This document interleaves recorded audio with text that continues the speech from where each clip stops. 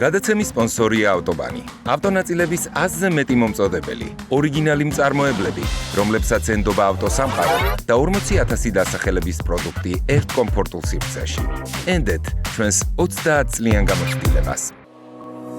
გადაცემის გენერალური სპონსორია უმსხვილესი საერთაშორისო აუდიტორული კომპანია Nexia. გადაცემა შენობით ბიზნესის პარტნიორია Sena Auto. გადაადგილებას უზრუნველყოფს ელექტრომობილი Sena i400. შენი ელექტრომობილი. Ქალბატონებო და ბატონებო, ვიწყებთ ყოველკვირეული სატელევიზიო ბიზნეს ჟურნალის შენობით ბიზნესთან მორიგი ძალიან საინტერესო ეპიზოდის ჩაწერას. მოვედით ჩვენი შენობით ბიზნეს მობილით Sena i400-ით და ჩვენ გვასპინძლობს ბიზნესისა და ტექნოლოგიების უნივერსიტეტი და მისი დამფუძნებელი ბატონი მიხეილ ბატიაშვილი. მიშა, მოგესალმებით. ძალიან დიდი მადლობა მასპინძლობისთვის. მე მგონი ძალიან საინტერესო ინტერვიუ გველის წინ, ხო?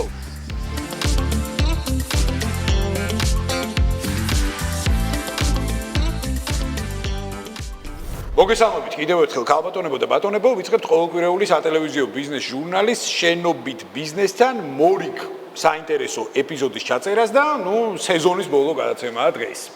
და ძალიან მიხარია, რომ ასე დაემთხვა, რომ რეალურად სეზონს ხურავთ განათლებაზე, ტექნოლოგიებზე, ფინანსებზე, ხელმისაწვდომობაზე, აი ყველაფერ ამ კომპონენტებზე საუბრით და ძალიან მიხარია, რომ დღევანდელი ეს ჩვენი ეპიზოდი შედგა და დღეს ჩვენი მასპინძელი არის ბიზნესისა და ტექნოლოგიების უნივერსიტეტის დამფუძნებელი ბატონი მიხეილ ბატიაშვილი. მიშა, მოგესალმებით. ძალიან დიდი მადლობა, რომ გვასპინძლობთ და მადლობა შენი დროისთვის.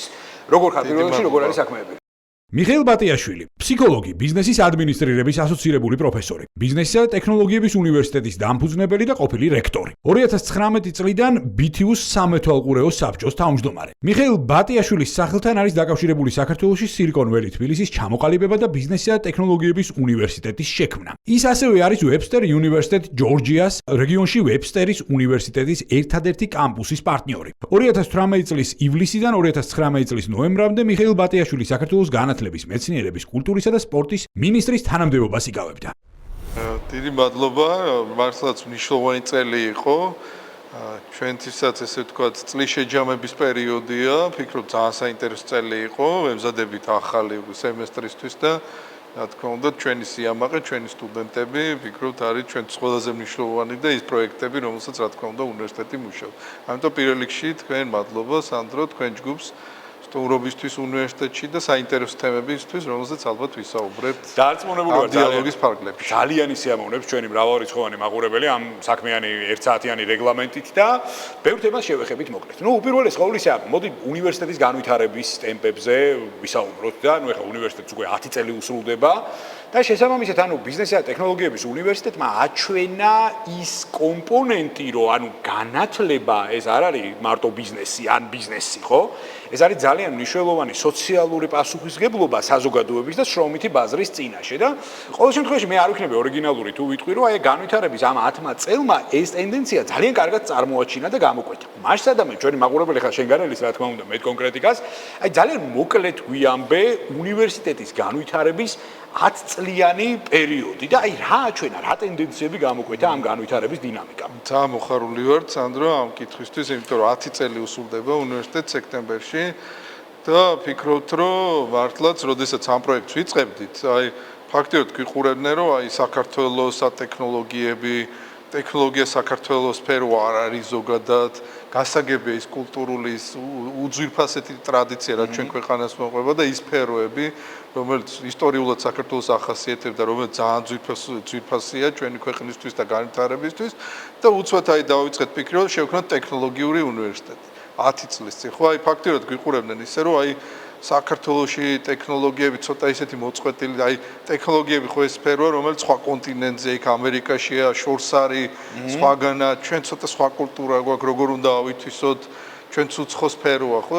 ცოტა ისე გვიყურებდნენ ამ პროექტს რო ვიწყებდით, რომ აი რა უნდა გამოვიდეს აქედან, ალბათ განწირულია ის და აი დღეს რო უყურებთ, ეხლა ამ 10 წელიწადს რო ვაფასებთ, ხო და ერთ-ერთი ყველაზე მოთხოვნადი უნივერსიტეტია საქართველოში და ის შედეგები, რომელიც ჩვენ სტუდენტებს აქვთ, ეს არა მარტო სწავლის კუთხით ვამბობთ, არამედ იმ ტექნოლოგიურ კომპანიებში, იმ წარმატებებში, რომელიც ძალიან ბევრი წარმატებული დასაქმებული ყავს, ეხლა რო უკან ვიყურებთ ამ 10 წლის განმავლობაში, ალბათ ერთ-ერთი მნიშვნელოვანი გადაწყვეტილება იყო, ფიქრობთ, იმიტომ რომ მაშინ ფაქტიურად არა მარტო საქართველოში გლობალურადაც იწყებდა ეს ტექნოლოგიების სფერო განვითარებას, განსაკუთრებით IT ტექნოლოგიების სფეროში და ის პროგრამირება რაღაცა ისეთი უცხო იმასავით ჩანდა, რომ აი ქართველისთვის ეს ცოტა მიუღებელია, რთულია, გაუგებარია და დღეს ძალიან ბედნიერები ყავართ, რომ ყავს უკვე ათასობით კურსდამთავრებული, ათასობით წარმატებით დასაქმებული ამაყები ვართ, რომ ყვდებიან ყველგან, მათ შორის სოფლიოს წამყვან კომპანიებში,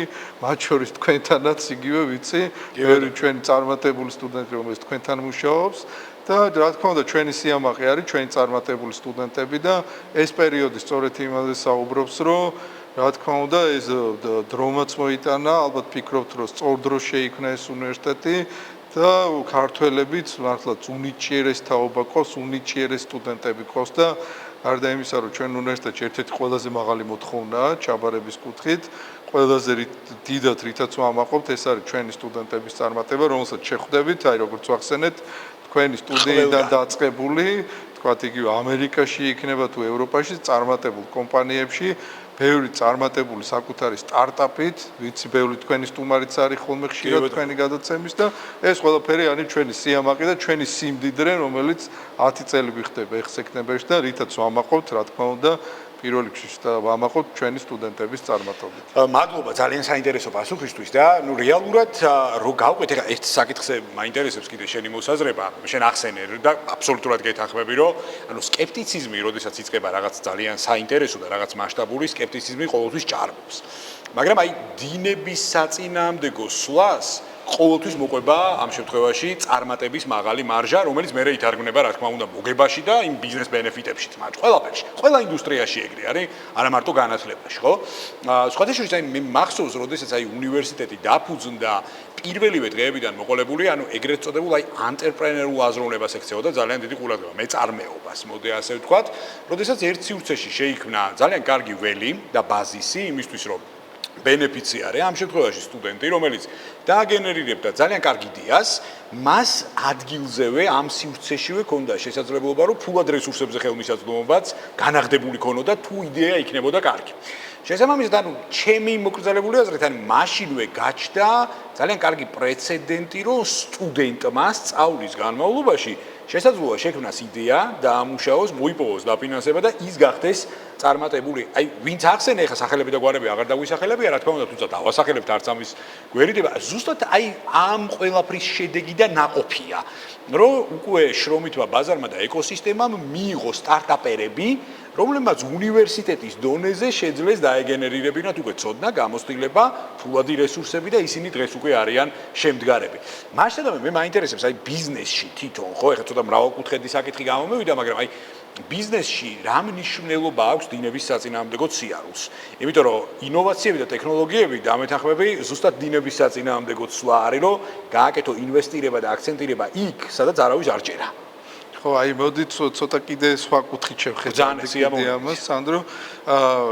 თლათ ვერ ვიტყოდი, რომ დინების თლათ საწინააღმდეგოთ უნდა ვიაროთ, მაგრამ დინებასთან ძიმე ესე ჭიდილში უნდა ესე რომ ვახსენოთ რა. იმიტომ რომ ერთი არის რაც უყურებდით დროს, რომ აი საქართველოს და ტექნოლოგია იყო ყოველთვის ესეთი, დღეს ხო ამაზე არავინ არ კამათობს. ყავს უამრავი წარმატებული სტარტაპერი, ძალიან ბევრი წარმატებული აი ციგე როგორც ჩვენი სტუდენტები, ალბათ სხვა უნივერსიტეტის სტუდენტები, რომელიც ტექნოლოგიების სფეროში ძალიან მნიშვნელოვანი წარმატება. ყავს ერთ-ერთი ეს სფერო არის, IT სფერო არის, რომელიც საქართველოში ძალიან მნიშვნელოვანი ნაბიჯებით და ერთ-ერთი მზარდი, ერთ-ერთი ყველაზე მზარდი სფეროა დღეს და ამან რამ შეუწყო ხელი დღეს. ერთ-ერთი ყველაზე მნიშვნელოვანი ეს იყო, რომ ამ სფეროს სტუდენტების გაჩენას ეს გამოცდილება და ცოდნა ხო არ იყო.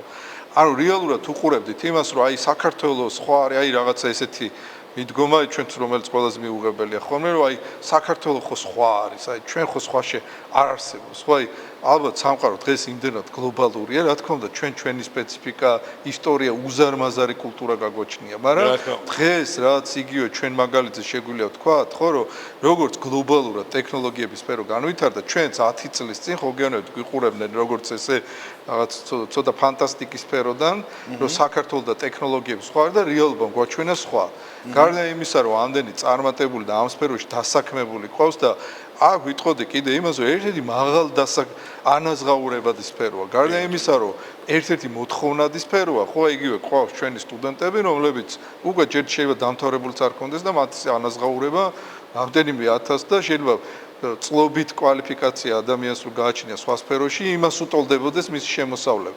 აღარ ვამბობ სტარტაპების სფეროში რამდენი წარმატებული ან სტუდენტი ყავს, ან კურს დამთავრებული, რომელიც უკვე დღეს შეიძლება რამდენიმე მილიონიანი პროექტის ხელმძღვანელია და წარმატებით ახორციელებს ამას. ანუ ის რომ საქართველოს რაღაც გლობალური იმიდან მოწყვეტილია და იცი რა სამყარო სხვა არის, გლობალური სამყარო სხვა არის და საქართველოს განსაკუთრებული გვაქვს ჩვენი კულტურა, გვაქვს ძალიან ძვირფასი, ძალიან მნიშვნელოვანი, მაგრამ ყავს უნიჭიერესი ახალგაზრდები და რაც ამის გჯეროდა და მართალიც აღმოჩნდით, რომ ამ უნიჭიერესი ახალგაზრდებისთვის შესაძლებლობის მიცემა, რომ ტექნოლოგიების სფეროში განვითარდნენ. შეხება ჰქონდათ ისეთ გლობალურ კომპანიებთან, წარმატებულ ტექნოლოგიურ კომპანიებთან, ავიც იგივე ჩვენ უნივერსიტეტში, როგორც არის Microsoft-ი იქნება, Google-ი იქნება, თუ ნებისმიერი ამ გამოცდილების მიღება, იგივე მართლა წარმატებული ეს უცხოელი თუ ქართველი იქნება, ლექტორები, რომლებიც თქვა თავის წონაზე შექმნა ის პრეცედენტი, რომ დღეს ყავს უკვე ათასობით წარმატებული, დასაქმებული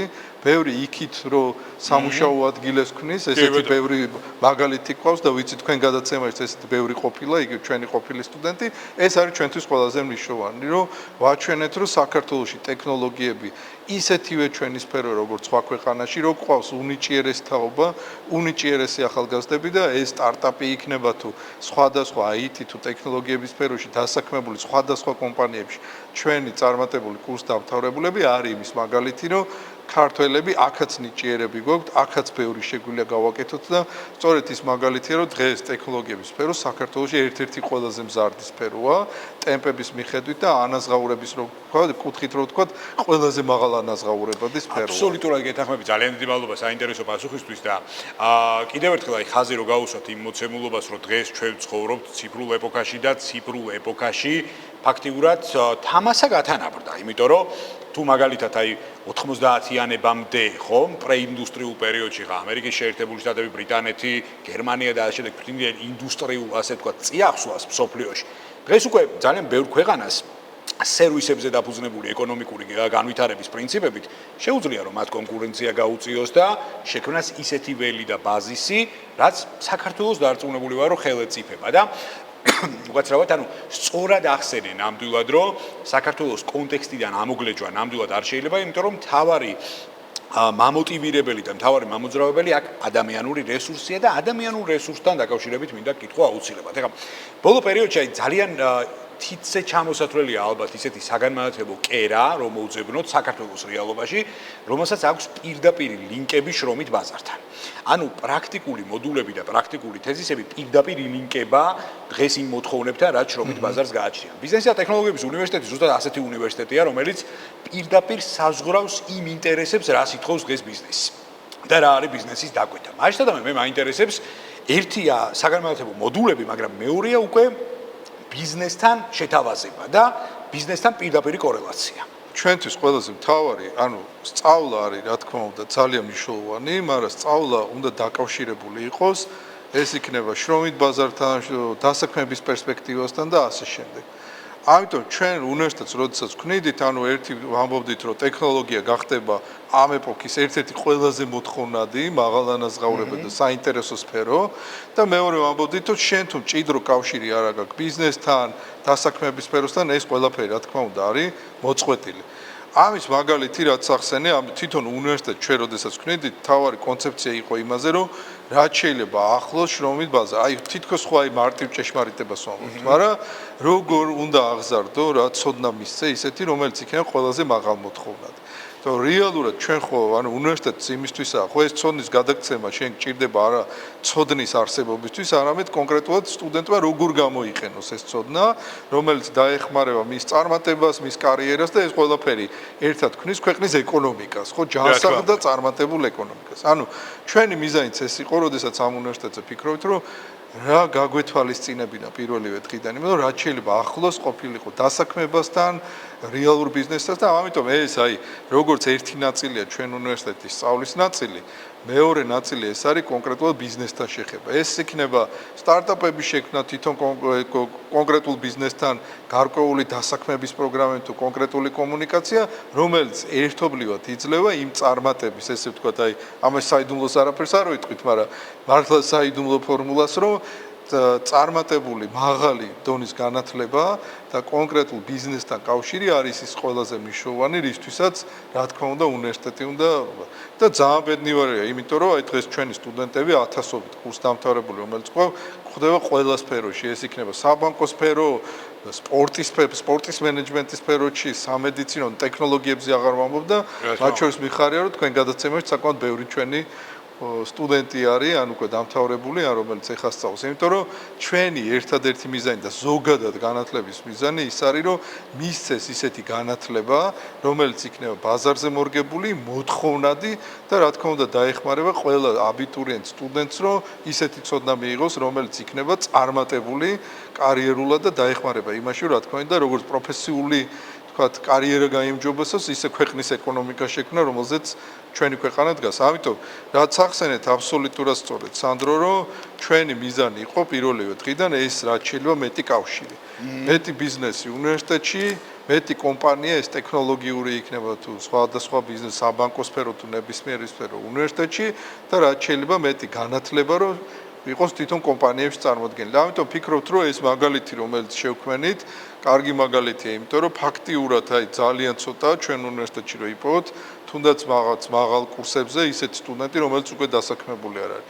დასაქმებული არ არის მით უმეტეს ტექნოლოგიურ სფეროში, რომელიც ერთ-ერთი ყველაზე მაღალ მოთხოვნადია და ყველაზე მაღალ ანაზღაურებადია. იმიტომ რომ რაღაც კვლევებს რო ვატარებთ ხოლმე, ხო, ანუ საშუალო ანაზღაურება, იგი რომელიც ჩვენი სტუდენტები ეს IT სფეროში იქნება, ეხა AI სტუდენტები, რომლებიც დაგვემატნენ კიდე, რომელზეც უზარმაზარი მოთხოვნა არა მარტო საქართველოში, არამედ გლობალურადაც, ფაქტიურად მათი ანაზღაურება უტოლდება ისეთ შრომის ბაზრის ანაზღაურებას, ადამიანები 10 წლის კარიერის განმავლობაში რო აღწევს. ამიტომ ფიქრობთ, რომ კარგი დასაწყისი ქონდა და ეს ამაში საიდუმლო ისეთი არაფერი ფორმულა არ იყო მთავარი ის, რომ რაც შეიძლება ახლოს დასაქმებასთან, კომპანიებთან, იმიტომ რომ ჩვენი შრომა, ანუ ჩვენი ესე ვქნათ, შრომითი ძალები, სტუდენტები, რომელსაც ერთობლივად ვქნით, იმისკენ არის ორიენტირებული, რომ იყვნენ მაღალ ანაზღაურებად სფეროში დასაქმებულები და იყვნენ წარმატებულები. არა მარტო საქართველოში, არამედ ბევრ წარმატებულ კომპანიებში საზღვრებს გარეთაც. ამიტომ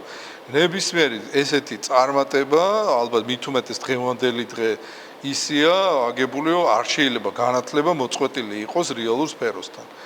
ეს ყოველი ჩვენი შრომა არის, რომ გავაუმჯობესოთ რაღაც სასწავლო პროცესი და რაც უფრო ახლოს მივიდეთ იგივე შრომით ბაზართან, კომპანიებთან, იმიტომ რომ ჩვენი ნებისმიერი სტუდენტის წარმატება ნებისმიერ ადგილზე ეს არის ჩვენი უნივერსიტეტის, ჯამში ქვეყნის წარმატება და ეს ყველაფერი ქმნის ჯანსაღ განათლებას, რომელიც მიმართულია ეგაზე. აბსოლუტურად გეთანხმები. კიდე ერთი პასაჟი მინდა შემოვიტანო.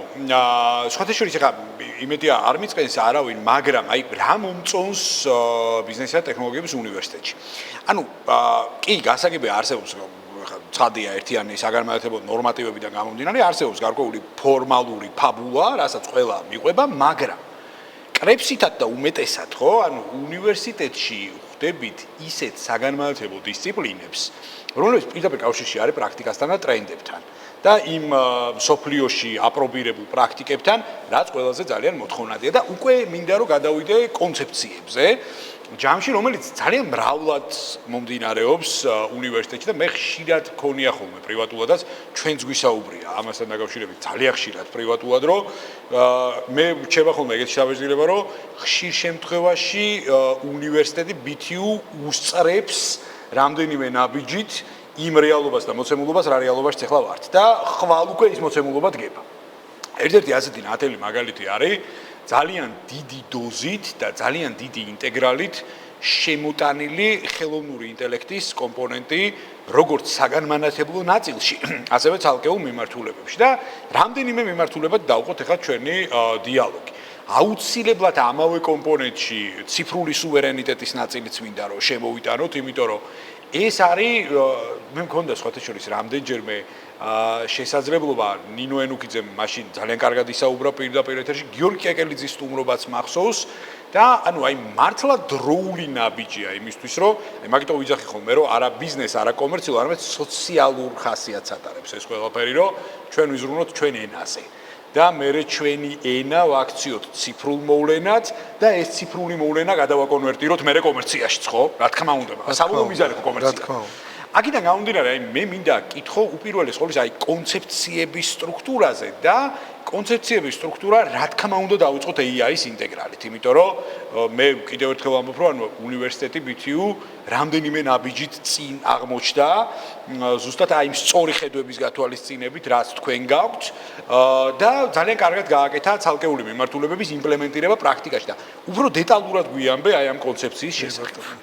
როდესაც თქვა იგივე BTU-ს ისტორიაზე ვყვებოდით და 10 წლის წინ გიყურებდნენ რომ რაღაც ტექნოლოგია ისეთ სფეროა რომ რაღაც საქართველოს აქედან შორს არის, ძალიან შორს არის და ამიტომ ის და იგივე იყო, როდესაც რამდენიმე წლის წინ ვიტყევდით, სწორედ ხელოვნური ინტელექტზე მუშაობას, პირველ რიგში სასწავლო პროგრამაზე, იმიტომ რომ ბევრი ამ კუთხითაც გვიყურებდა რომ ეს ხელოვნური ინტელექტი ეს არის რაღაცა ინგლისურენოვანი რაღაც ცალკე მოვლენა, რომელიც საქართველოს თან ცოტა შორს არის და შორს იქნება, გვერდზე ჩაგვივლის, მაგრამ რა თქმა უნდა ცოტა სხვანაირად უყურებდით და მართლა ძალიან მოხარული ვართ, რომ 3 წლის წინ დავიწყეთ მუშაობა, რომ საქართველოში გაჩენილი იყო ერთ-ერთი პირველი ხელოვნური ინტელექტის სასწავლო პროგრამა. იმიტომ რომ ვიცით, რომ ეს უკვე დღეს როგორც არის, ისე მომავალში იქნება ყველაზე მოთხოვნადი პროფესია. ამ კადრებზე იქნება არა მარტო საქართველოში, ვამბობ, გარწმუნებ მთელ სოფლიოში არის უზარმაზარი ესე ვთქვათ, უხეშად რო ვთქვათ, ნადირობა, კარგი გაგებით, იმიტომ რომ ეს არის ის სფერო, რომელიც ეხლა იქნება და რომელიც უკვე გახდა ფაქტიურად ჩვენი ესე ვთქვათ, ყოველდღიურობის ნაწილი. ხა, ამას თუ განათლებაში არ შემოვიტანეთ, რა თქმა უნდა, სტუდენტები არ გავზარდეთ ამ სფეროს. ხო, ეს ისეთი სფეროა, რომელიც აი დღეს მაგალითად რაღაც კვლევები რო ჩავატარეთ, 9 მილიონი ქართველი მოიხმარს ხელოვნურ ინტელექტს. ანუ და ფაქტიურად 2 წელიწადში უზარმაზარი, ხო, ანუ ადამიანების ის გაშდა, რომელიც გახდა ამის მომხმარებელი. ეხლა თქვენ წარმოიდგინეთ, რა ამხელა მოთხოვნა იქნება ამ სფეროში კომპანიებში, ხო, რომელიც ეს უნდა დაინერგოს, ხო, თან ეს სფერო ეხლა იწყება რეალურად. ამიტომ, როდესაც ჩვენ თქვით, რომ ეს სფერო იქნება ერთ-ერთი მნიშვნელოვანი გამსაზღვრალი და ძალიან მნიშვნელოვანია, რომ გავაჩინოთ ქართული კადრები. ვასწავლოთ ქართულ სტუდენტებს ხელოვნური ინტელექტის შექმნა კომპანიებში დანერგვა, განვითარება და ასე შემდეგ. რეალურად ესეც ფიქრობთ, რომ 3 წლის წინ რაც დავიწყეთ და უდიდესი დახმარება გაგვიწია გერმანიის მთავრობამ, იმიტომ რომ პირველივე დღიდან, რა თქმა უნდა, ჩვენ რაღაც ჩვენი გამოცდილება ქონდა, მაგრამ უზარმაზარი ტექნიკური და რესურსული დახმარება გაგვიწია, შეიქმნა პირველი პროგრამა ხელოვნური ინტელექტის გერმანიის და ევროკავშირის მონაწილეობით. ფაქტიურად მოხდა ევროკავშირში აკრედიტებული პროგრამების გადმოტანა BTU-ში და დანერგვა და დღეს გვაქვს გერმანელებთან ერთად შექმნილი როგორც პროგრამა, ისე ლაბორატორიები, უზარმაზარი ამაში ინვესტიცია გაკეთებული და ფიქრობთ, რომ ეს ყველაფერი ემსახურება, გვყავს უკვე ძალიან ბევრი სტუდენტი და ეს იყო ყველაფრის იმის გამსაზღვრავით, რომ ამას უყურებდით როგორც ერთ-ერთი განვითარების კუთხეს. თუმცა, როგორც სწორედ ახსენე სანდრო, ამას არ უყურებთ როგორც ესეთი, რომ რაც შეიძლება ამ სფეროში მერი ბევრი სტუდენტი გავაჩინოთ. იმიტომ რომ ამ სფეროს ძალიან დიდი მოთხოვნაა საბანკო სფერო და სხვადასხვა კომპანიებიდან, რომელიც იმიტომ რომ რეალურად ამას ძალიან ბევრი ნერგავს, ბევრი კომპანია უკვე იყენებს, რომელიც ჩვენ სტუდენტებს ვაძლევთ, რა თქმა უნდა, ძალიან მნიშვნელოვანია, რომ გადავიდეს პრაქტიკაში, კომპანიებში, სხვადასხვა სფეროში და ასე შემდეგ.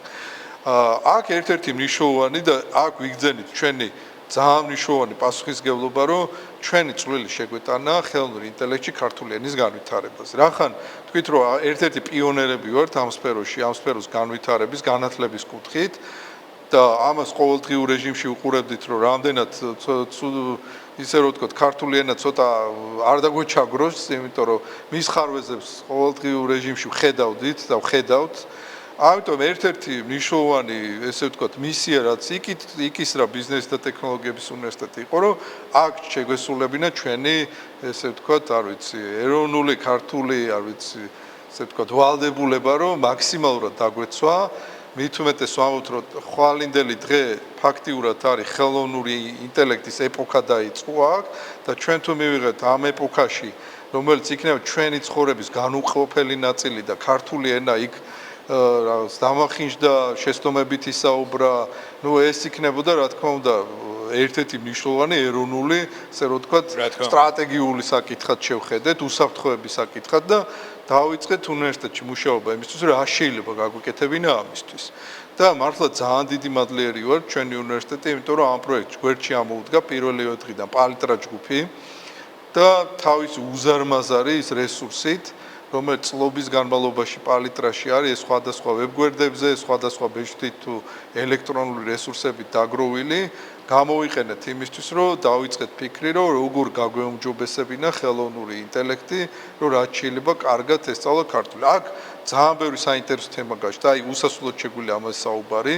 ერთ-ერთი აი ძალიან ისეთი ნიშანდობლივი აქ იყო, სხვადასხვა ისეთი საკითხით შევიდა, რომ აი პირველი ნაბიჯები, აი როგორ უნდა გაიგოს ხელოვნურმა ინტელექტმა ქართული ენა სწორად, ხო, იმიტომ რომ დღეს ბევრი ენა, რომელიც ქართულ ენას გონია რომ იგებს, ეს არის თარგმანი. კი ბატონო. ანუ ის იგებს ქართულ ენას როგორც თარგმანს. ანუ აი რო შევადაროთ, ხო, აი როცა ენას საშუალო დონეზე ნაკლებად იცი, ხო, აი როგორ საუბრობ იმ ენაზე, ხო, რაღაც ქართულად ფიქრობ, მე თარგმნი თავში ხო და რაღაც ამ ნათარგს გადასცემს თქვა სხვა ადამიანს, ხო? ანუ ეს არის რო სიღრმისეულად არის, ხო? ანუ ეს ანუ ხდება, ეხლა წარმოიდგინეთ იგივე დონეზე მუშაობს ხელოვნური ინტელექტი, ხო, რომელიც ცუდად იცის ქართული, ის ფაქტიურად ინგლისური ენიდან ახდენს ამ რაღაცა თარგმანებს ქართულის. ეს იწვევს დამახინჯებებს, ენამ დიდარი არ არის როგორც წესი და ანუ მოყვება ის მთელი ხარვეზები, რომელიც რა თქმა უნდა ძალიან მნიშვნელოვანია. ამიტომ დავიწყეთ ფიქრი, რომ როგორ გაეგო ხელოვნური ინტელექტი სიღრმისეულად ქართველი და აქ მივედით ფიქრობთ, აი ისევ დაგვეხმარა ჩვენი ძველი კულტურა, გამოსტილება და ჩვენი ისტორია ფიქრობთ, თორე ერთ-ერთი მნიშვნელოვანი აქ რაც გავაკეთეთ და მივხვდით, ეს არის რომ აი როგორც ბავშვი სწავლობს დედაენით, ხო არ ცადოთ, რომ ხელოვნურ ინტელექტსაც დედაენით დავაწყებინოთ. ну ანუ ესე რაღაც სიტყვების ნაკრებით კი არ ვასწავლოთ რომ აი დღეს რაღაც სფერო ავიღეთ რაღაც მედიცინაზე ბიზნეს და რაღაც სიტყვების ნაკრებები ვასწავლოთ არამედ წავყვეთ თავიდან ლოგიკით და ეს აღმოჩნდა ერთ-ერთი ყველაზე სწორი გზა რომ მოდი დედაენით დაწყებული ქართული ენის სწავლა ხელოვნური ინტელექტი იმიტომ რომ ის პირველი ასორა არის ბგერა რა არის ბგერებიდან როგორ შედგება სიტყვა ანუ ყველა ეს სისტემა და რაც ეხა მართლა უნიკალურია სანდრო რაც ახსენე რომ აღმოვაჩინეთ ის რომ ძველი დედაენის სისტემა არის ერთ-ერთი ყველაზე თანამედროვე სისტემა წარმოიდგინე რომ გარდა იმისა რომ ადამიანებს ვასწავლით ენას იგივე მანქანებსაც რო ვასწავლით აღმოჩნდა რომელიც აი მართლა უნიკალური აღმოჩენა იყო რომ ეს ისტორიულად იაკობ გოგებაშვილის მიღებული სისტემა რომელიც თაობები გაიზარდა ამ დედაენის არის ასევე სწორი სისტემა იმისთვის რომ მანქანებმა დაიწყონ ქართულის თარგმნის სწავლა კი არა სიღრმისეულად გაგება და ნუ აქ ბევრი ძალიან საინტერესო პროცესი იქ იყო მე რაღაც რუსთაველის თარგმანები რო აი ენა არა მარტო გაეგო რაღაც ზედაპირულის არამედ აი ქართველისთვის მეგობრობა ეს არ არის სიტყვა ხო რაღაც friendship რაღაც მეგობრობა ხო ანუ გაცილებით მეტი შრეები და სიღრმეები აქვს ხო ამიტომ ნებისმიერი ესეთი თქვათ კვლევა რომელიც ჩვენ უნივერსიტეტი იყო ჩვენი ესეთ ფიქრობ მნიშვნელოვანი სოციალური პასუხისგებლობა და დღეს რო ქართულ ენაზე მილიონობით მასალა უკვე ესეთი სოფლიო ღია პლატფორმა GitHub-ი სადაც ატვირთული გვაქვს ჩვენი უნივერსიტეტიდან უზარმაზარი მონაცემები და სწორედ ამ პლატფორმიდან ვასწავლით ხელოვნურ ინტელექტს რომ მან ქართული ენა არა თარგმანით გაიგოს, არამედ სიღრმისეულად. გადაცემის სპონსორია ავტობანი. ავტონაწილების 100-ზე მეტი მომწოდებელი, ორიგინალი მწარმოებლები, რომლებსაც ენდობა ავტოსამყარო და 40,000 დასახელების პროდუქტი ერთ კომფორტულ სივრცეში. ენდეთ ჩვენს 30 წლიან გამოცდილებას.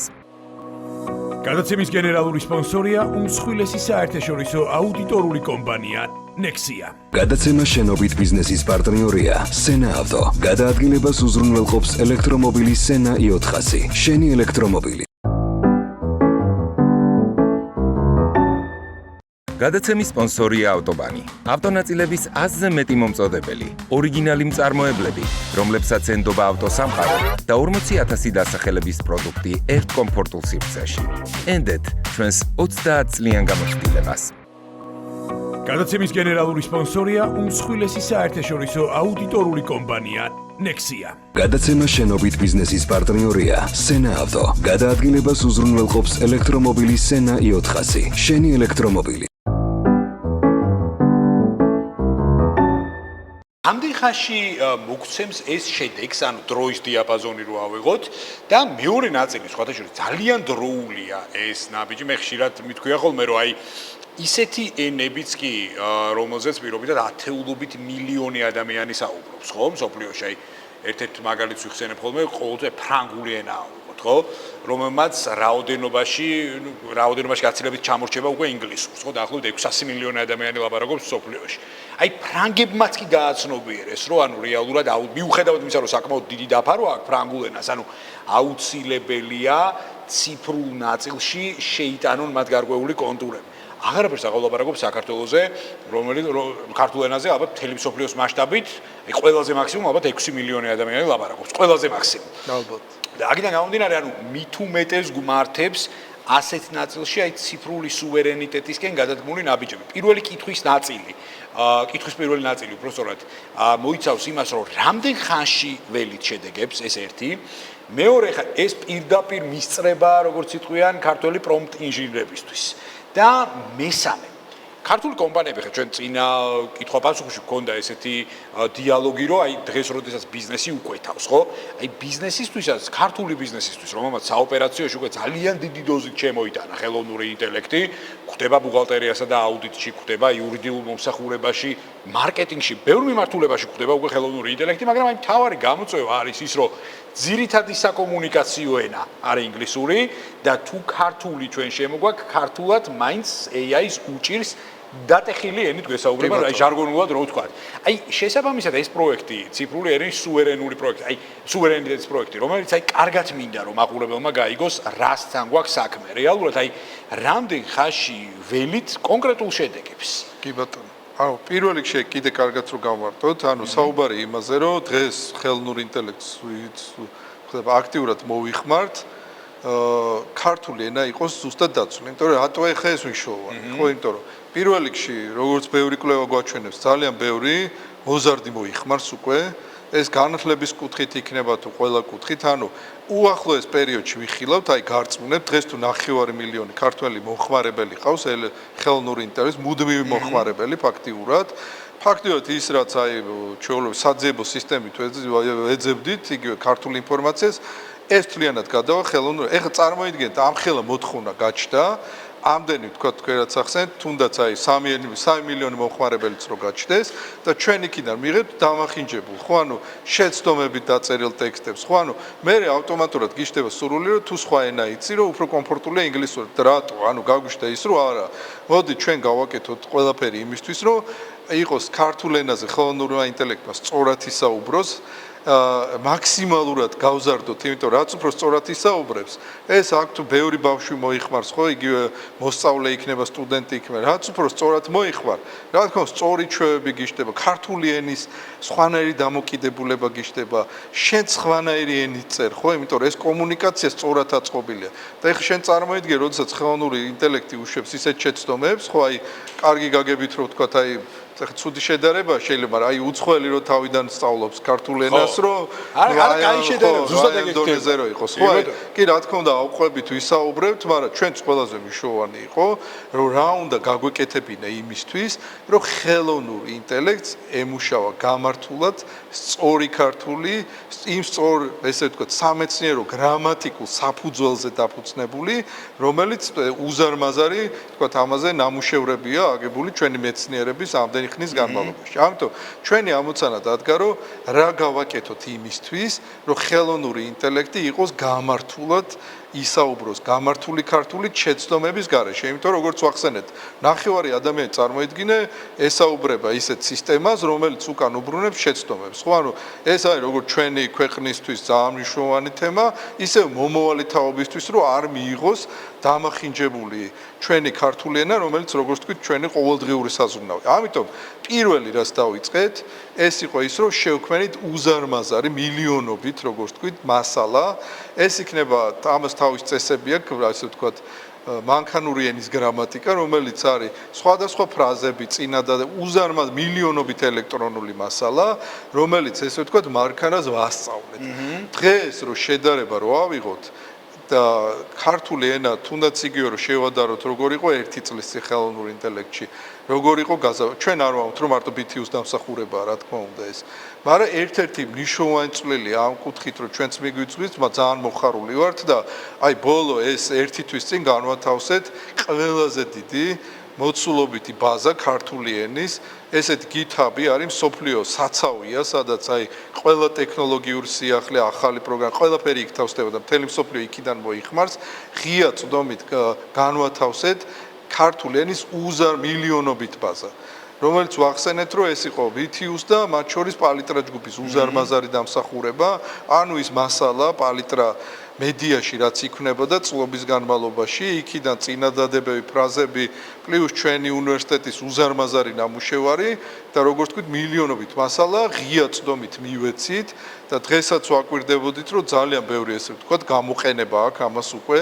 ჩამოტვირთებით რაც უყურებთ და ყველა ეს რაც გვიხარია რომ ეს სამუშაო კიდე გრძელდება დღეს რო შეადაროთ როგორი იყო ხელოვნური ინტელექტი იგივე გაზაფხულზე ან ზამთარში მნიშვნელოვანი გაუმჯობესება გვაქვს არ ვამბობთ რომ ძალიან ახლოსა ვართ იდეალურ მოდელთან მაგრამ დღევანდელი ქართული შედარება არ არის იმასთან თუნდაც რაც იყო გაზაფხულის მოდელთან მაგრამ ფიქრობთ რომ ამ კუთხით ეხლა სექტემბერში გვექნება ძალიან მნიშვნელოვანი სიახლეები და ფიქრობთ რომ ხარისხობრივად კიდე დიდ იმას მივახცევთ ამას მაგრამ ეს არის ფიქრობთ ერთ-ერთი მნიშვნელოვანი საზრუნავი იმიტომ რომ ეს ქართული ენის სწავლება როგორც თქვით უკვე ამდენი ათასობით ქართველი მოიხმარს ამას გარწმუნებთ რომ დაგვიბრუნდება უკან ძალიან პოზიტიურად სწორი ქართული გაგებით და იგივე ჩვენი სტუდენტები იქნება თუ ჩვენი ახალგაზრდები ინგლისურ ენაზე კი არ მოიხმარენ ქართულ ენაზე მოიხმარენ რაც არის ჩვენთვის ძალიან მნიშვნელოვანი ძალიან მაგარი კონცეფცია ამ თლიანობაში და ეხლა მე ვიცი კიდე რომ ბევრი ძალიან საინტერესო საკითხზე მიდის მუშაობა ეხლა ამაზე არ ჩაგეკითხები გარკვეული კონფიდენციალური კომპონენტებიდან გამომდინარე თუმცა დარწმუნებული ვარ სექტემბრიდან ჩვენი ეთერებიდან გაიგებს მაყურებელი აი ამ სიახლეების შესახებ მოდი ეხლა გადავიდეთ კიდე თუმცა განათლების გარშემო ვტრიალებთ რა თქმა უნდა და ჯამში ეხლა უნივერსიტეტის როლიც და ზოგადად აი კონცეპტუალური ხედვები ხო რაც არსებობს ამ წიაღში და მხოლოდ და მხოლოდ ვითარდება. მოდი ეხლა მოვთარგმნოთ უკვე ჩვენი ეკოსისტემის განვითარებაზეც. იმიტომ რომ რამდენიმე ათეულობით 1000 კადრს უშვებთ, ვისითაც მე კომპლექტდება შრომითი ბაზარი და ასე შემდეგ და მათ აქვთ საკუთარი ასე ვთქვათ ხელწერა უკვე შრომით ბაზარზეც. მე მაინტერესებს დღეს ჩვენი ქვეყანა, ჩვენი ეკოსისტემა.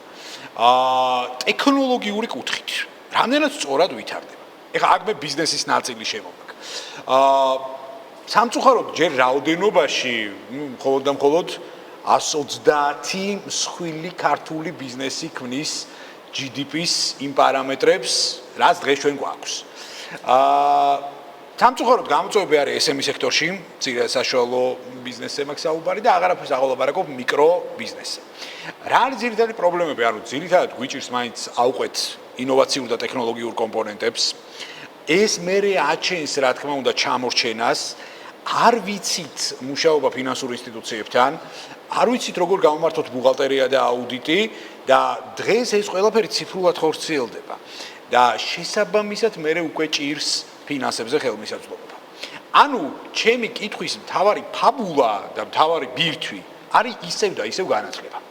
კარგად განათლებულ ბიზნესს ნაკლები პრობლემა აქვს ფინანსებზე ხელმისაწვდომობის, უფრო კარგად შეუძლია გამართოს თავისი ბუღალტერია, უფრო კარგად შეუძლია დაამყაროს ურთიერთობა ფინანსურ ინსტიტუციებთან, სახელმწიფოსთან და ყველაფერთან ერთად. ანუ ის უფრო ბედნიერია და ბიზნესი რომელსაც განათლების დეფიციტი აქვს, ის უფრო უბედურია, როგორც სიტყვიან, ხო?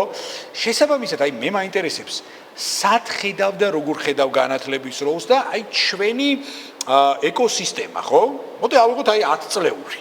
ის პერიოდი, რაც ბიზნესის და ტექნოლოგიების უნივერსიტეტი ვითარდება და ასე შემდეგ. სულ მახსენდება ფორდის სიტყვები, ხო? რაც კარგია შეერთებული, რაც კარგია ფორდისთვის, ის კარგია შეერთებული შტატებისთვის.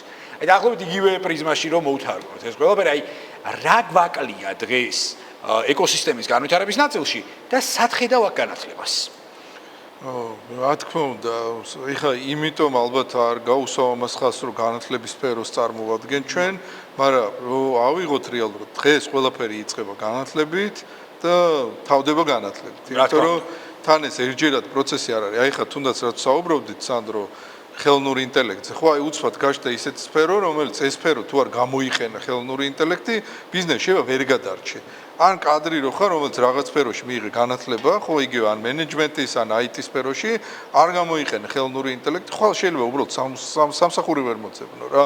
იმდანაც შეიცვალა ეს. ანუ განათლებაც არ არის ერთჯერადი, აი რატომღაც ყოველთვის ესე უყურებდით ალბათ ესეც ცუდი საბჭოთა პერიოდის ის არის, რომ რაღაცა ეტაპებია ცხოვრების რა. არის ეტაპი განათლების რაღაცა, არის ეტაპი დაოჯახების არის ეტაპი ისა, ხო? მოურჩით და ეს ეს აღარ გვინდა რა, ეხლა ხო ვისწავლეთ ეს რა. მეორე არის რაღაცა, იცი რა, ასაკში რაღაც განათლება მიიღო, ცოტა რაღაც უხერხულება. თუმცა ეს ბევრი რაღაცა იცვლება დღეს. ამიტომ ვფიქრობ, რომ დღევანდელი სამყარო იმდენად სწრაფად იცვლება, მით უმეტეს ამ ტექნოლოგიები იმდენად სწრაფი ცვლილებები შემოიტანა, რომ აი დღეს რო აი ის ფუფუნება რომ ერთი თვე მოდი რაღაც სხვა საქმეებს მივხედავ, საერთოდ სფეროდან ამოვარდე. იმდენად სწრაფად იცვლება რაღაც. ამიტომ ვფიქრობ, რომ აი დღევანდელი სამყარო სწორედ იმდენად აი ესე რომ ვთქვათ, მრავალწახნაგოვანია, რომელიც ერთ-ერთი მნიშვნელოვანი ნაწილი უჭირავს განათლებას. აი დღეს მაგალითად ხელოვნურ ინტელექტს არ წახვები, იმას კი არა ხვალ ვერ რაღაც პრობლემები გექნება. პირდაპირ ვეთქვით რომ პრობლემები გექნება. შენ ხარ არ ვიცი ისეთ მაღალი განათლების სფეროში, ახლა აღარ ვამბობ IT-ის თემას, ხო? იგივე მენეჯმენტის კუთხით, ფინანსებით, მარკეტინგის კუთხით, ხო? შენ თუ პარალელური სფერო ხელოვნურ ინტელექტს არ ითვისებ, ხო, ჩათვალე რომ ხვალ ფაქტიურად შეიძლება სამსახური ვეშოო რეალურად რა. მით უმეტეს ახლა დიდი კონკურენცია ბაზარზეც, ხო? კი ერთია კადრებზე მოთხოვნაა საქართველოში, მეორე კონკურენციაც დიდია. ამიტომ ყველა კუთხიდან რომ შევხედოთ ნებისმიერ იმას, განათლება არის ერთ-ერთი მთავარი წახნაგია. და არა ესე შევთქვათ ეტაპ როგორ არ შევხედოთ როგორც ეტაპს რაღაც ცხოვრების ნაწილს. იმიტომ რომ იცი და აი ჩვენც აღარა ვართ პატარები, იგივე ჩვენც ბევრი ახალი სფერო ჩდება, მაგრამ იგივე უნივერსიტეტს ამას რო არ მიყვებოდეს ყოველდღიურ დღეებში. აი რამდენჯერ მეახსენე რომ აი ბითიუმ გაუსწრო და საქართველოში ერთ-ერთი პირველმა გააჩინა ტექნოლოგიების განათლების სფერო. ბითიუმ გაუსწრო წინ და გააჩინა ხელოვნური ინტელექტის განათლების და ზოგადად სფერო, ხო? ბითიუმ გაუსწრო წინ და ქართული ენის დაცვაზე ზრუნავს რომ როგორ აი ეს ყველაფერი აი რაღაცა წინ, მაგრამ ეს ყველაფერი ისევ გამოდის რომ რამდენი უნდა ინფორმაცია მიიღო, ისწავლო, გაეცნო, იკლიო. ამიტომ რეალურად დღეს თუ გინდა იყო წარმატებული, თუ მუდმივად განათლების კომპონენტი არ აქვს შიგნით შემოტანილი, მით უმეტეს ესე დროს, როდესაც კარგი გაგებით ვამბობ, რომ ეს ხელოვნური ინტელექტი იმდენად აქტიურად გვიტევს, ხო და მით უმეტეს შრომის კადრებს უტევს, ხო? იგივე ეს შეეხება იმას მედია სფეროს, ხო? ანუ აი მედია სფეროში ეხა ხდება იმდენად სწრაფი ტემპების ამისათვისება, ხო? ანუ მედია სფერო, რომელიც ამაში ინტეგრირებული არ იქნება სწორი გზით. ხო რეალურად ხვალ შეიძლება ძალიან გაუჭირდეს და ზეგ შეიძლება აღარც არსებობდეს ეს რა. ამიტომ თავარი არის აბსოლუტურად სწორედ ახსენე რომ განათლების ერთ-ერთი მნიშვნელოვანი ბაზისი იქნება თუ დიდი კომპონენტი ყოველთვის იყოს თამდევი როგორც კომპანიის ესე ვთქვათ, ისევე სხვადასხვა ესე პიროვნულად ვთქვათ შენი თავის განვითარებაში. ამიტომ ყოველთვის ურჩევთ და ჩვენ სტუდენტებს რაც კიდე აი ყველაზე მნიშვნელოვანი მივაჩვიოთ რომ განათლება არის წება უნივერსიტეტში და უნივერსიტეტი გასულით არ თავდება რეალურად რა. უნივერსიტეტის ეს პერიოდი არის კარგი ის რომ მაქსიმალურად მეტი ცოდნა მიიღო, მეტი პრაქტიკა მიიღო, მაგრამ უნდა გაგიჩინოს პარალელურად ეგ უნარი რომ გააგრძელო ეს სწავლა. იმიტომ რომ კონკრეტულად ძალიან რთული ტრანსფორმაციის დრო არის ერთ-ერთი მნიშვნელოვანი და ამ პერიოდს ჭირდება რა თქმა უნდა ერთ-ერთი მნიშვნელოვანი ამ განათლების კომპონენტის მაქსიმუმ აქტიურის. ამიტომ ვფიქრობ რომ ხვალინდელიც მით უმეტეს ძალიან მნიშვნელოვანი ბევრი ცვლილება მოხდება გარწმუნეთ ძალიან ბევრი ცვლილება ხდება ამისკენ, მაგრამ იმისთვის რომ იყო წარმატებული თუ ეს განათლების კომპონენტი მუდმივ რეჟიმში ჩვენ არ ვაუთ რომ მუდმივად უნივერსიტეტში ისწავლე. მაგრამ რაღაც გადადე რაღაც საათები, აი რაღაც YouTube-ს უყურე, თუნდაც რაღაცა წიგნი წაიკითხე, სტატია წაიკითხე რაღაცა, ხო? იგივე არ ვიცი ხელოვნურ ინტელექტზე მუშაობ რაღაც ცოტა მეტი ინფორმაცია მოსთხოვე, რომ შენ პროფესიაში მაქსიმალურად აყვე იმ თანამედროვე მოთხოვნებს. თორე გეუბნებით, ხვალინდელი პროფესიული კადრი იქნება ადამიანი პლუს ხელოვნური ინტელექტი. ფაქტიურად სამუშაო ადგილი რამე შეიძლება არ იყოს, ეს 100%-ს არ ეხება, მაგრამ მნიშვნელოვან ნაწილს, რომელიც იქნება ეს კომპონენტი. წარმოუდგენელი იქნება ფინანსისტი ხელოვნური ინტელექტის გარეშე. წარმოუდგენელი იქნება მენეჯერი, ხო ამ კუთხით ძალიან ბევრ სიახლეს ვამზადებთ უნივერსიტეტში და ისე ძალიან აქტიური შემოდგომა გვექნება ამ თემებით, მაგრამ ფიქრობთ, რომ ამიტომ აბსოლუტურად სწორად აღნიშნე სანდრო, რომ თავარი ერთ-ერთი მნიშვნელოვანი ქვაკუთხედი ამაში არის, იმიტომ არ ვამბობთ, რომ ამ სფეროს წარმომადგენლები ვართ რა, იმიტომ რომ უყურებთ ამ ესეთი მნიშვნელოვანი ტრანსფორმაციის პირობებში, რამხელა მნიშვნელობა ექნება, იმიტომ რომ ყველა ესეთი წარმატება არის კარიერული წინსვლა. ხო, აი დღეს ვახსენებთ ხელოვნური ინტელექტის კადრებზე არის მოთხოვნა უზარმაზარი ეძებენ არა მარტო საქართველოში, არამედ უცხოეთში, სოფლიოში, ხო? ანუ ნებისმიერი კადრი, რომელიც ამ სფეროში კარგად გარკვეული ხარ, სპეციალისტი ხარ, აი შენ წარმოიდგინე რამხელა ის გეხსნება. მაგრამ ეს ამ სფეროს წარმომადგენელს კი არ შეეხება მარტო, იგივე შეეხება მენეჯერებს, ფინანსისტებს, ყველა სფეროს. ამიტომ დღეს რო განვითარდეთ კარგი გზა იმისთვის, რომ მაქსიმალურად ავყვეთ და გარწმუნეთ, აი რითაც დავიწყეთ ჩვენი საუბარი, რომ აი თითქოს საქართველოს ცალკე იყო და ტექნოლოგიების სფერო ცალკე. არა, ჩვენ მაგალითზე არ ვამბობთ, ხო, აი რამდენი წარმატებული სტარტაპერი ყავს, ხო, აი ძალიან ვამაყობთ, რომ ბევრი ისეთი სოფლიოში წარმატებული, ბევრ კონკურსშიც გამარჯვებული, ბევრი წარმატებული კომპანია, რომელიც ქართველების, ჩვენი ახალგაზრდების შექმნილია. ეს სფერო ჩვენია. ძალიან აი ჩვენ ხო უყურებთ ყოველდღე რამდენად ნიჭიერი ახალგაზრდები ყავს, ხო?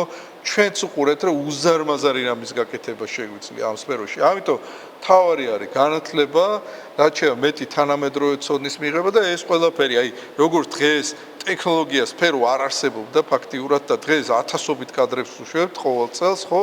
და უკვე უზარმაზარი წარმოიდგინე 10 წლის განმავლობაში ამ სფეროში რამდენი კადრი შექმნით, ხო, რომელიც ზოგი ბანკში მუშაობს, ზოგი ტურისტულ კომპანიაში, ზოგი რა ვიცი, გლობალურ კომპანიებში, ხო? ანუ ფაქტიურად ახალი სფერო შეიქმნა, ხო? ჩვენი უნივერსიტეტის გარდა კიდე სხვა უნივერსიტეტებიც რა თქმა უნდა ქმნიან ამას და ჯამში გაჩნდა უზარმაზარი ესე ვთქვათ ახალგაზრდების ნაწილი, რომელიც ტექნოლოგიების სფეროში ძალიან ნიჭიერები არიან და ძალიან მნიშვნელოვან ეკონომიკას ქმნიან, ხო, ჩვენი ქვეყნის და ეს ყველაფერი რა თქმა უნდა იმისკენ მიგვანიშნებს, რომ სწორი დასაწყისი იყო. ჩვენ ქართველები როგორც ნიჭიერები ვართ, არ ვიცი, კულტურიდან დაწყებული ძალიან ბევრ სფეროში, სპორტში ხო უზარმაზარი წარმატებით, ესეთივე წარმატებულები ვართ. იო ჩვენ მაგალითზე გეტყვით ჩვენ სტუდენტებს რომ უყურებთ ტექნოლოგიების სფეროში. ამიტომ გჯერა რომ ხვალინდელი დღე როგორც იმ სფეროში ვიქნებით წარმატებული, ისევე ამ ტექნოლოგიების სფეროში. იმიტომ რომ მართლაც უნიჭიერეს თაობა მოდის, რაც მაგალითებზე აჩვენებს, რომ იგივე ის რა კომპანიაში არ უნდა მოხდეთ, რომ უყურებთ ჩვენ სტუდენტებს, რომელ სფეროში არ იყვნენ დასაქმებულები წარმატებით. ამიტომ ჯერა ჩვენი ახალგაზრდების ხვალინდელი დღე არის ტექნოლოგიების სფერო, ხვალინდელი წარმატება და ყველაზე მაღალი შემოსავლები. იგივე ჩვენი ქვეყნის თუ გვინდა უფრო მეტი კეთილდღეობა, ყველაზე მეტი კეთილდღეობა ტექნოლოგიების სფეროშია დღეს, ხო? ამიტომ გჭირდება კიდევ უფრო მეტი სტუდენტი, კიდევ უფრო მეტი წარმატებით დასაქმებულები და ჯერა რომ 10 წლის მერე რომ აი რა ტექნოლოგია ხო ჩვენი სფეროც არის საქართველოსთვის. გარწმუნეთ 10 წლის წინ ესე არ გვიყურებდნენ ჩვენ. და 10 წლის მერე რომ შევხედავთ, ნახავთ რამდენად წარმატებული კიდე მეტი ქართული კომპანია გვეყოლება, რომელიც არა მარტო საქართველოში, არამედ უცხოეთში, თუმცა ეხაც ბევრი არსებობს უკვე, რომელიც წარმატებით ქმნიან, არ ვიცი, უზარმაზარ ეკონომიკურ შემოსავალს. ამიტომ ეს არა რა თქმა უნდა ჩვენ თავი. მადლობა, საინტერესო პასუხისთვის. აი ისევ და ისევ მივდივართ იმ მოცემულობისკენ, რომ ჩვენი მთავარი ფოკუსი არის სერვისების შექმნა და მერე მისი ექსპორტი. ხა ჩვენ ვერ ვაწარმოებთ Mercedes, ჩვენ ვერ ავაწყობთ Ferraris, მაგრამ ჩვენ შეგვიძლია გავუკეთოთ ექსპორტირება ამ შემთხვევაში ინტელექტუალურ რესურსს და აი აქ თავარი ნაწილი ხა უკვე მინდა შემოვიტანო საკანონმდებლო პრეფერენციები, მიდგომები და ზოგადად ეკოსისტემის ხედვები.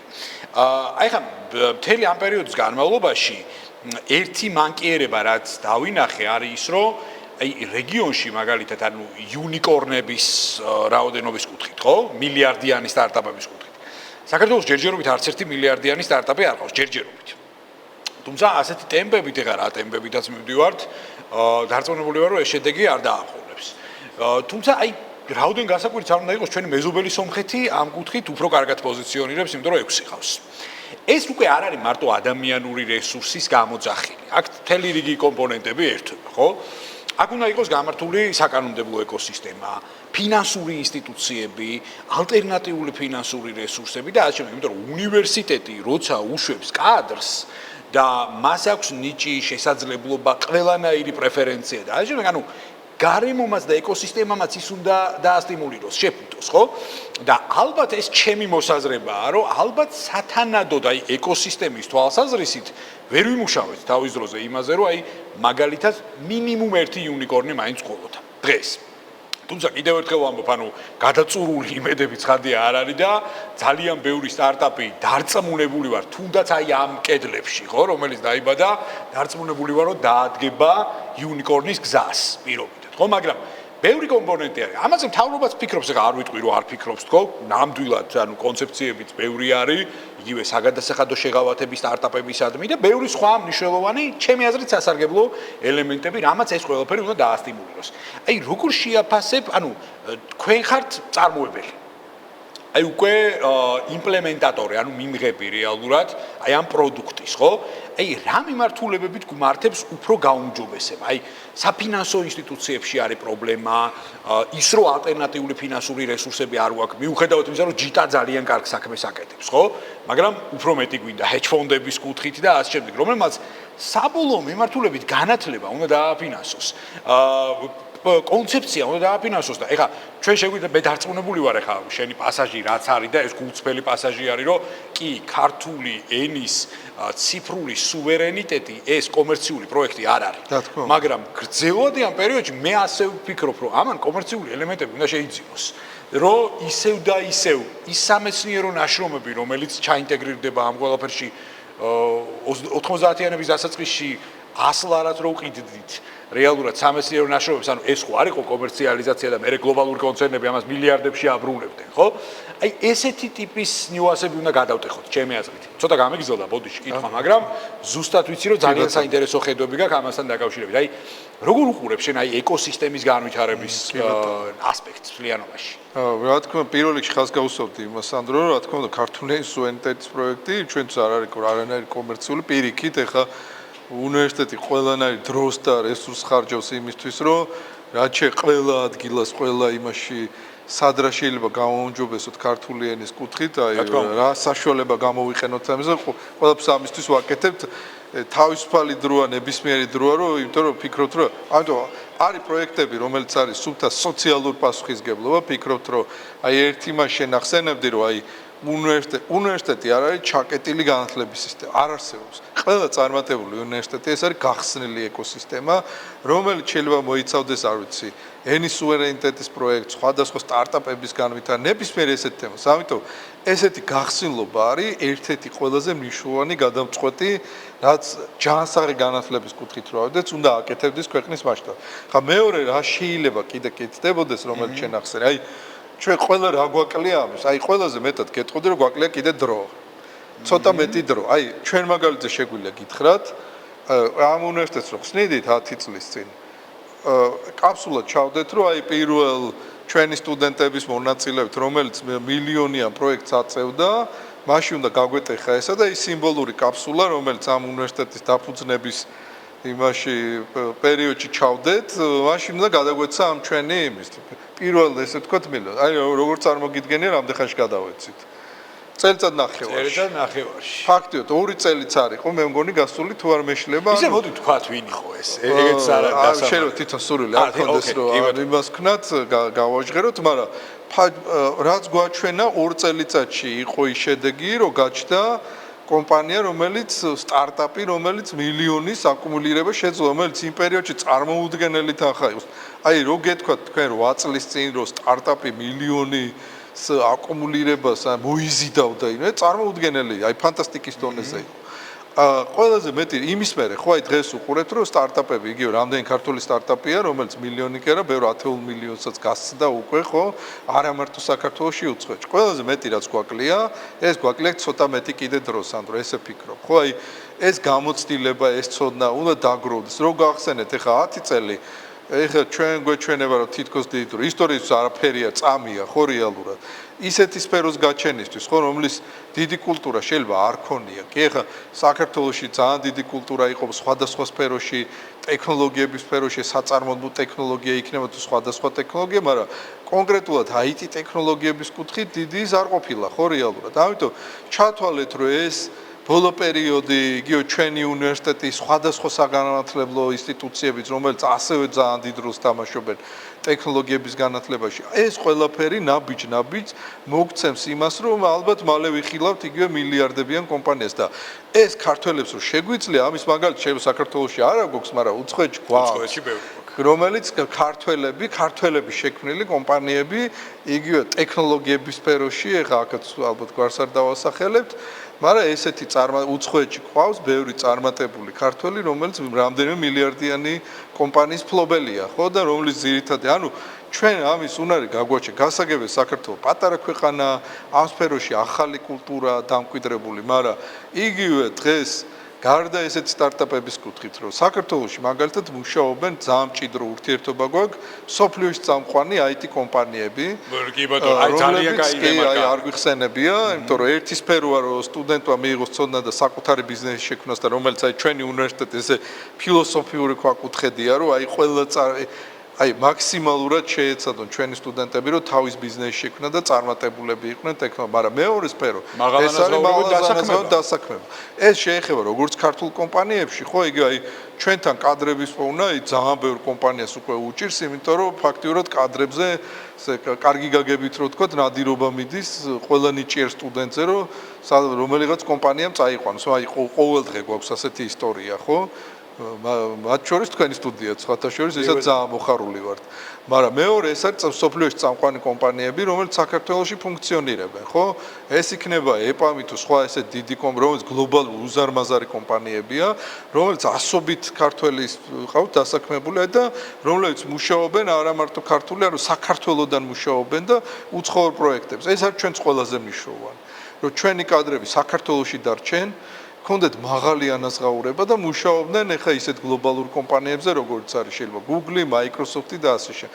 ამიტომ ეს პრეცედენტები როგორც თქვათ ესეთ თქვათ სტარტაპულ ეკოსისტემის დაში და მათი შემოსავლების ზრდაშია, ხო? მეორე ნაწილი არის რომელიც ასევე ძალიან მნიშვნელოვანი და ის უფრო დიდი ნაწილი. ეს არის დასაქმება ტექნოლოგიების სფეროში საქართველოშივე რაც ყველაზე მნიშვნელოვანია ესეთ სოფლიოში ცნობილ კომპანიებში. რომ ამის ძალიან ბევრი მაგალითი გვაქვს, ძალიან ბევრი ჩვენი სტუდენტი მუშაობს. ხა ერთი ვახსენთ, მაგრამ ესეთ ძალიან ბევრი კომპანიაა საქართველოში, რომელიც საქართველოსდან უწევს იგივე ეს იქნება ისრაელში, ამერიკაში თუ სხვადასხვა კომპანიებს საქართველოსდან უწევენ სხვადასხვა მომსახურებს. ამიტომ ჯამში ვქნით, რომ ეს ეკოსისტემა ეხა იქნება რეალურად. ხო, ეს ერთი სფეროა, ესეთი გლობალური კომპანიები, რომელიც საქართველოში ფუნქციონირებენ. მეორე ეს არის სტარტაპების ეკოსისტემა. მესამე ყველაზე მთავარი რაც ჩვენ ქართულ კომპანიებს უზარმაზარი მოთხოვნა არსებობს და კიდევ უფრო მეტი გაჩნდება ტექნოლოგიების იგივე ჩვენ განათლებულ ახალგაზრდებზე.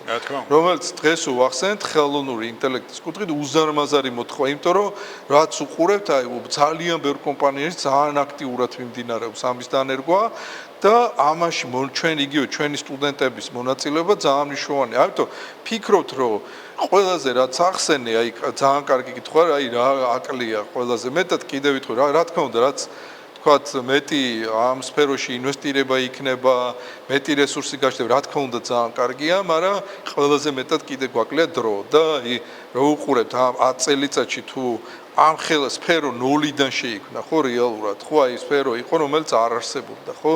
და დღეს ათასობით ადამიანი იყო სტუდენტი დასაქმებული, წარმატებით მუშაობს ესეთ წამყვან კომპანიებში.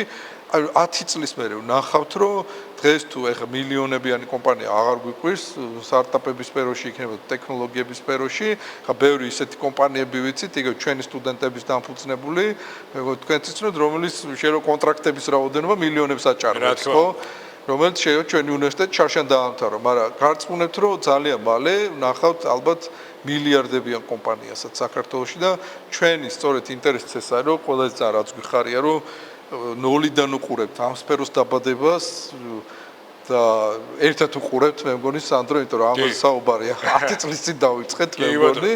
ხო, როგორ ჩაისახა ესა, როგორ ვითარდება ესა და დღეს მილიონებიანი კომპანია ტექნოლოგიების სფეროში აღარ გვიკვირს საქართველოში, ჩვეულებრივი მოვლენა გახდა და ასევე აი გარწმუნებთ რომ 10 წელიწადში თქვენ ნახავთ მილიარდებიან კომპანიასაც და ყველაზე მთავარი ის იმედსაც გვაძლევს, ხო, ყველაზე მთავარი არის რომ უყურებთ ჩვენ სტუდენტებს, იმ უნიჭიერეს ახალგაზრდებს რომელიც აი რომ ვიწყებდით თუნდაც გვეუბნებით რომ ტექნოლოგია ქართველების სფერო არ არის, უყურებთ რომ ძალიან ბევრი ნიჭიერი ახალგაზრდასთვის არის მართლა ტექნოლოგიები, არის მათი სფერო, ჩვენი სფერო და აი ამ წარმატების მაგალითებს შეგვიძლია ვთქვათ სწორედ ის, რომ ეს სფეროში შევძელით დღეს რაღაცას ვაკეთებთ და ხვალ კიდევ უფრო მეც გავაკეთებთ და აი გარწმუნებთ რომ გნებავთ 10 წლის მერე ვილაპარაკოთ და იქნება მილიარდიანი კომპანია. მე ამისი მჯერა.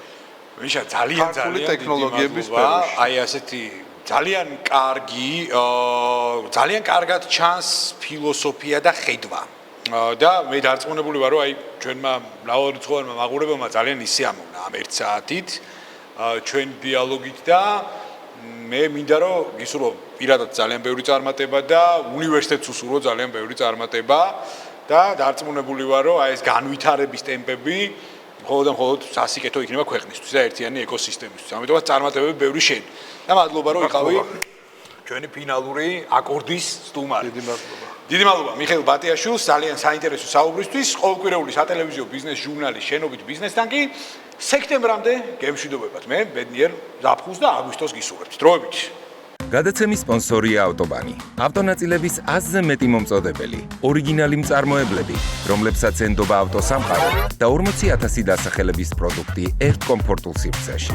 ენდეთ ჩვენს 30 წლიან გამოცდილებას. გადაცემის გენერალური სპონსორია უმსხვილესი საერთაშორისო აუდიტორული კომპანია Nexia. გადაცემა შენობით ბიზნესის პარტნიორია Sena Auto. გადაადგილებას უზრუნველყოფს ელექტრომობილი Sena i400. შენი ელექტრომობილი.